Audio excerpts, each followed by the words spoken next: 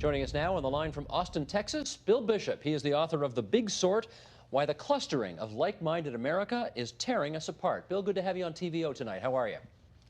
I'm doing very well. Thank you, Steve. Glad to hear it. Let me take you back to the years between 1948 and the middle 1960s. America was a very different place, you tell us, from the kind of place it has become today. It was bipartisan. How come? Well, we didn't disagree with, the parties didn't disagree with each other on so many issues. They disagreed on some things, and there was an economic split in the electorate.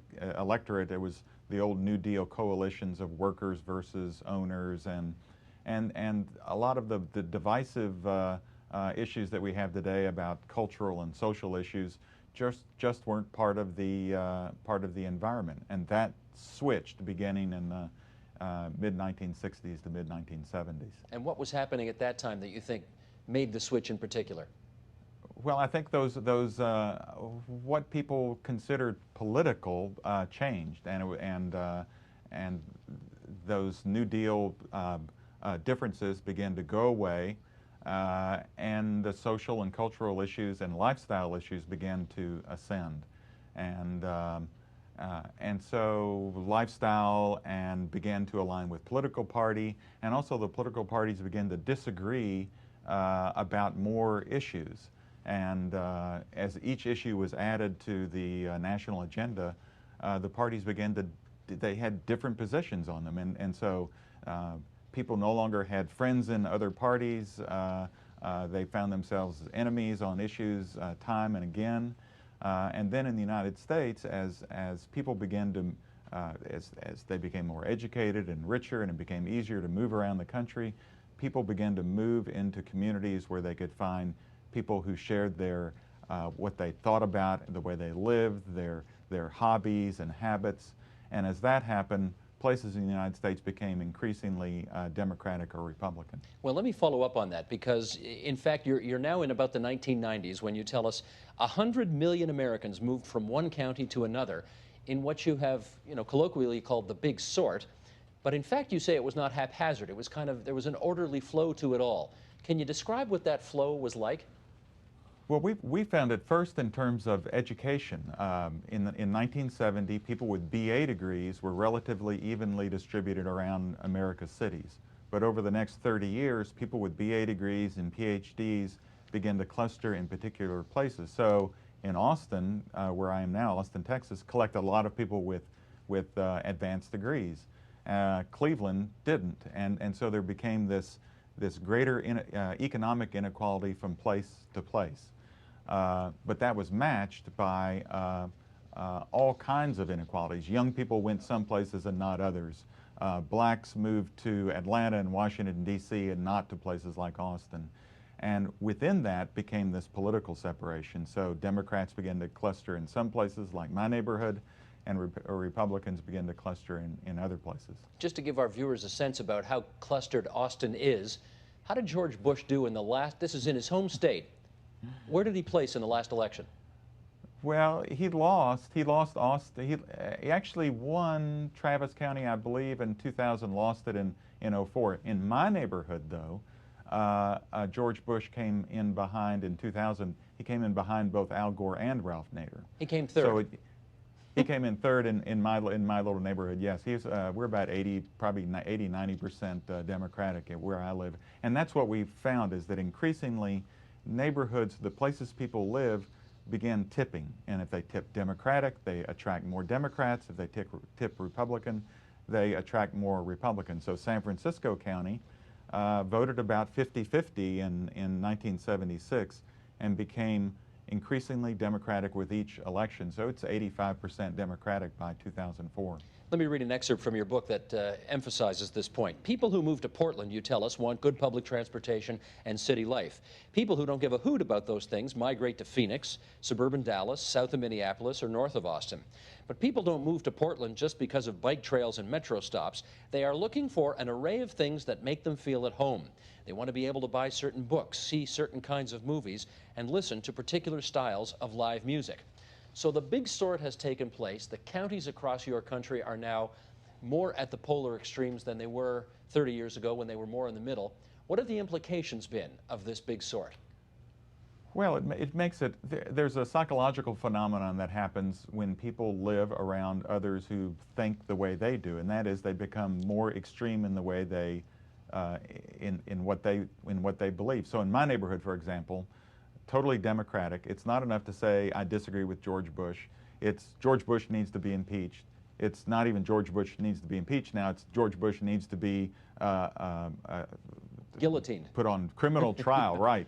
In fact, in one town in Brattleboro, Vermont, the city council has voted to arrest George Bush or Dick Cheney if they ever get into the city limits. And it feeds on itself. And because we never have to talk with Republicans in my neighborhood or people with diverging beliefs, we never have to moderate what we think. And if you multiply that times the United States, you've got the sort of situation we have, which in this election is reverting to those same divisions that we saw in 2000 and 2004 and 1996 and 1992. Let me put the spotlight more on politics, because of course it wasn't that long ago that there was a time when members of your Congress, for example, would have a debate about an issue on the floor of the House, and then they would go out for drinks and dinner afterwards. And I'm talking about Republicans and Democrats together. They might even room together. A Republican and a Democrat might share an apartment in Washington. Now, of course, after the debates are over, they go their separate ways. They do not room together. Politically speaking, what have been the implications of that kind of separateness? Well, congressmen come from largely homogenous districts, because that's the way we've migrated and chosen to live. And they've been taught that they should fly into Washington, D.C. on Tuesday, leave on Thursday, get back to your district. Often they do, it's just as you were saying, they room with members of their same party. And so they don't have those personal relationships with members of the other party. And so what's happened over the last 40 years is that our Congress has been extraordinarily unproductive. In 1965, for example, when Medicare was passed in the U.S., Lyndon Johnson got 70 or 80 Republican votes. He couldn't have passed it without Republican votes. Now, nothing is passed on a bipartisan basis, which means nothing is passed. And so the big issues in the United States, like energy or immigration or health care, are just left to flounder around. And what's happening is that the sort is so powerful that it's taking place within states. So we think of California as being extraordinarily a Democratic state, but within California, you only have 17 counties that are getting more Democratic, and you have 30 counties that are getting more Republican, and only 11 counties that are mixed. And so the state legislature in California is just as divided and as helpless as the Congress. And so both state governments and federal governments are really helpless because they're so divided because we're so divided. I've got some numbers that'll help us with that as well. Here is from both the 2000 and 2004 election.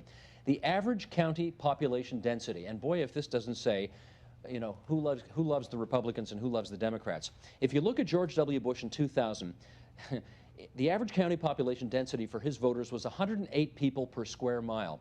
For Gore in 2000, it was 739 people per square mile. If you go forward 4 more years, Bush in 2004, his voters tended to be 110 people per square mile. Kerry's Democrats in 2004, 836 people per square mile. The further you are away from another human being, the more likely you are to be a Republican. Why is that? It's because our politics is now aligns with our way of life, and you can really see it in this election. You know, in 1976, there was absolutely no difference in the average size of counties voting for Jimmy Carter and Gerald Ford in 1976. And as we've sorted and as the parties have begun to align with lifestyle, then the split has become more apparent. So in this election, especially with the nomination of Sarah Palin on the Republican ticket, it's become this battle between small town values and urban values, and it's really a destructive debate. Now, Senator Obama is fighting against this today in the United States. He's gone to a little coal town in Southwest Virginia, and he's been battling for those votes. but rural America is about 60-40 Republican, and he's going to have a tough time eating into that advantage. Is it as simple to say, though, if you live in a city, you may take public transit, you may enjoy some social programs, therefore you like government more, you're likely a Democrat. If you live in the country or in the exurbs, you know, you don't rely on that stuff as much. You might have a gun. You're more of a do-it-yourselfer, therefore you're a Republican? Yeah, but I think it has more to do with the kind of life you want to lead. A guy looked at the suburban area around Washington, D.C., and he noticed a little node that inner city Washington, D.C. is Democratic, suburbs, exurbs are more Republican, and he saw this node of Democrats pushing into the Republican area, and he began to wonder why that was happening, and he could see that there was a new subway stop that had opened right in the middle of that node. And so Democrats like a lifestyle that's urban, where they can take public transportation, especially public transportation that runs on rails. And so Democrats had moved into that area. So I don't think people aren't taught by their environment as much as that people with certain kinds of beliefs that today align with the Democratic Party are attracted to urban areas, and people who are Republicans like a lifestyle where they feel like they're more on their own and farther away from people. They don't want that urban kind of lifestyle, and so they move out of town. And maybe some of that's racial. I'm sure some of that's racial. Counties that are Democratic have a greater mix of races, have more people who are foreign-born. The counties that are heavily Republican are have become increasingly white, have got a larger percentage of the U.S. white population. So, but it really is a way of life difference. We've talked about the big sort geographically. We've talked about the big sort politically. You say a big sort has also taken place religiously. How so? Well, people, beginning in the mid-1960s, the mainline American Christian denominations began to lose members, Lutherans and Presbyterians. And as preachers began to search for ways to refill their pews, they latched on to church growth theories, they were called, that essentially like attracts like. And they began designing churches for particular types of people. The big Saddleback Church that Rick Warren has in Orange County, California, where the two candidates went for interviews, was built on exactly that kind of premise. And now it works both left and right. There's a church in Presbyterian Church in Austin where they have Wiccan workshops. It's a lefty church. And there's another Presbyterian church where both George Bush went to services and also the current Republican governor. So each church is defining itself really along political grounds. And so churches have become, in the United States, some of the most politically like-minded places in the country. And so there again, you have this echo chamber effect of people going into groups of people with like minds, and their beliefs are reinforced and brought to the extreme. So you are describing an America today where people essentially live with people who look like them, live with people who think like them, live with people Right. who act like them. That's the America after the big sort. And my question is, do you think it would be desirable if America were to unsort? I think I mean, the one thing that comes from having mixed living arrangements, with living with people who don't agree with you, is a greater tolerance. You begin to have to deal with people who have those differences, and yeah, you listen more, and right now Americans aren't good at listening, and this election is getting angrier by the day. I think largely because we live in places, most of us do, where we don't have to encounter people who might temper that anger. Given that people seem to prefer to be sorted into those kinds of categories I just described, how could you unsort the population today? Is it even imaginable for it to happen?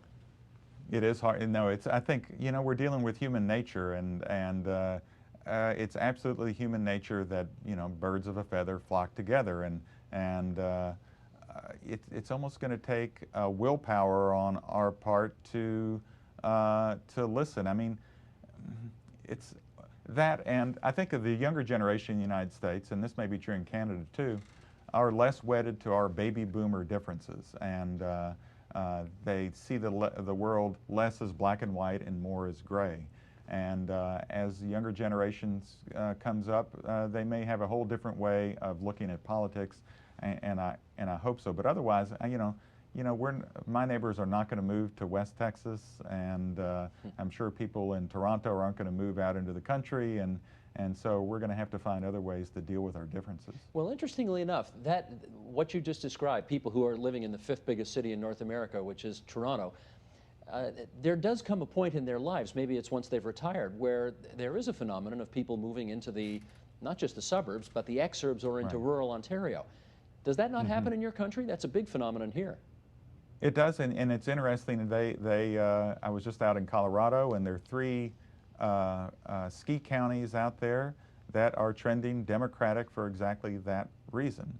And then you go to other kinds of recreation counties, and they are trending Republican. Hilton Head, South Carolina is getting more Republican, and so we carry with us our desire to be around those who agree with us into our retirement, and we seek out those with like minds when we decide to pull up stakes in the cities and find someplace else to live. And so, yeah, no, I think that phenomenon, it just recreates this sorting kind of process. I think it's fair to say that mixed company moderates opinions and behaviors. Like-minded company polarizes behavior and opinions. Which circumstance do you think is more in the public interest? Well, I think the whole notion of the United States at the beginning was that a mixture of opinions would be the way to come up with the best solution to our problems. And so what we're missing now is that mixing. And so yeah, I think that the legislative process was meant to be getting people with different beliefs from different places, putting them in the same room and having them hash out their differences. And right now that's not happening.